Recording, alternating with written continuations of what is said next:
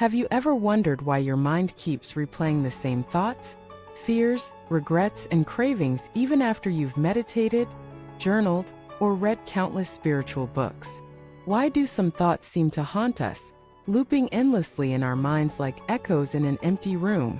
Why is it that, even after trying to silence them, they return stronger, louder, more invasive? Welcome back to our channel. It's a blessing to have you with us once again. If this is your first visit, thank you for stepping into a space of deep inquiry and truth. Today we're going to explore one of the most frustrating, yet profound aspects of the human mind, the persistence of distracting thoughts, and reveal the singular yet often misunderstood solution that the Buddha offered over 2,500 years ago. This is not about suppressing your thoughts. It's not about ignoring them, and it's not about escaping them through distractions. It's about understanding the root of mental unrest and using awareness as the medicine. Let us begin with a familiar scene. You've just finished listening to an inspiring Dharma talk or reading a powerful teaching. You feel a moment of clarity. You sit down to meditate, ready to dwell in stillness. For a few moments it's peaceful. Then suddenly a wave of thoughts erupts. You remember an argument from 2 years ago. You imagine your boss yelling at you next week. You start thinking about dinner, your to-do list, your bank account, your childhood. The mind becomes a theater of chaos, and you feel like you've failed. But here's the truth. This is not failure. It's the exposure of your inner conditioning. Your mind is not chaotic because you are broken.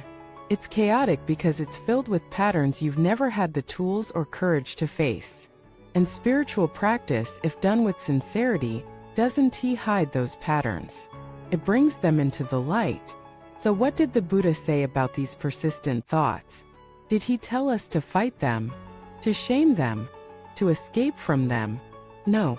He said something radically different. Understand them, not just intellectually but through deep and continuous awareness. Let us explore this more closely. The Buddha taught that all thoughts arise from causes and conditions. They don't appear randomly. They are not personal attacks. They are echoes of past impressions, mental habits shaped by years of identification, attachment, fear, and craving. When a thought arises, it's like a messenger. It says something in you is still unresolved. And our mistake is not the thought itself. Our mistake is believing the thought, grasping it, feeding it, running from it. What if instead you just watched it, noticed it without judgment, noticed it without trying to fix it? What if you allowed the thought to pass like a cloud through the sky without grabbing hold? This is the practice of mindfulness, not just being aware, but being equanimous in awareness. It's not about controlling the content of your mind. It's about shifting your relationship to the mind entirely. When the Buddha sat beneath the Bodhi tree, he was attacked not by armies but by thoughts. Thoughts of desire, thoughts of fear, thoughts of doubt. But he didn't run. He didn't suppress. He didn't argue. He watched. He saw them for what they were, mental constructions, and in seeing clearly, their power dissolved. This is the only solution. Clarity. Pure, non-reactive awareness. Not trying to replace bad thoughts with good ones.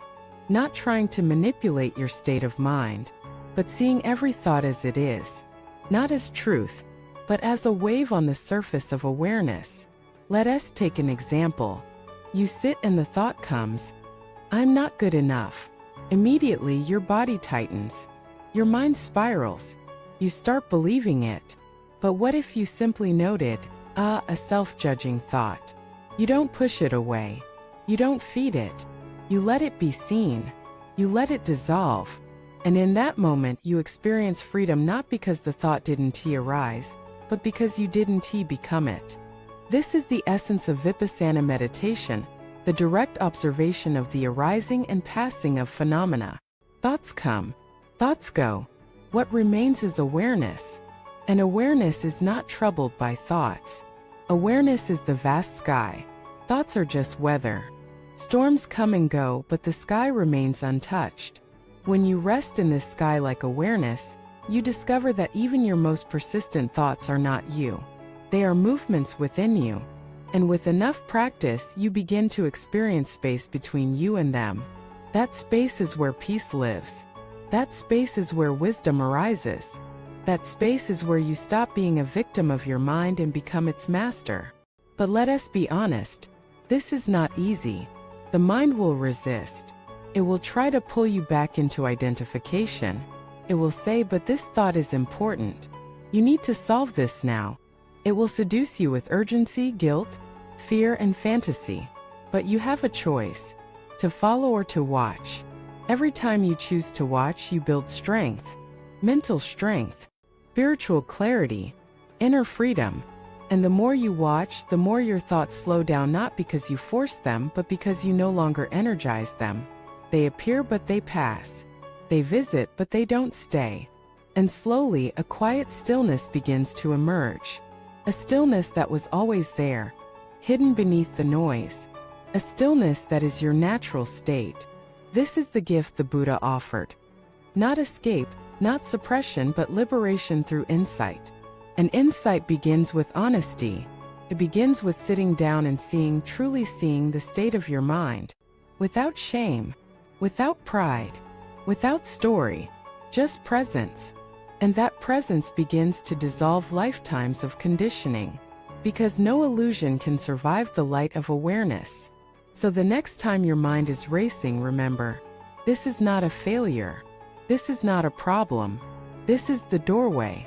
The doorway to the only freedom that matters, the freedom to observe without attachment, to see without becoming, to let go without losing. And when that freedom takes root, your entire life changes, not because the world is different, but because your relationship to it has shifted. You're no longer controlled by thoughts. You use them when needed, and let them go when they've served their purpose. You've returned home, to the center, to awareness itself. Thank you for watching this video. If this message helped illuminate something in your inner world, share your thoughts below.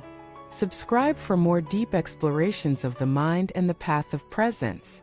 And please like this video to help others find their way back to the silence beneath their thoughts. May your mind become your ally, and may your awareness be your greatest guide.